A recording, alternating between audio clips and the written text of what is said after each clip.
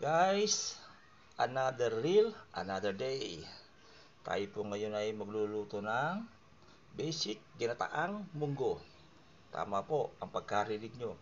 Hindi po natin siya ginisa, kundi gagataan po natin. Napaka-basic lang po. Una sa lahat, siyempre, pakakuluan po natin yung munggo. Tapos, pagkakulo po niyan, lalagyan po natin yung mga pampalasa. Pero ngayon, atin na po sinorkat.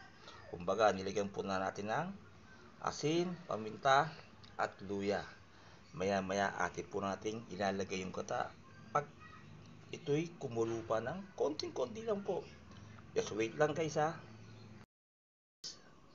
Ito na po yung ating gata. Yan. Yan po yung gata natin.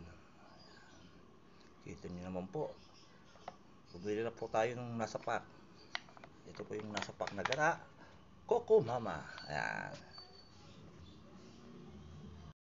Ayan guys. Atin na po siyang hinahalo. Ayan. Yan naman po ha. Pakulang po rin ng konting-konti lang. Konting kulo pa.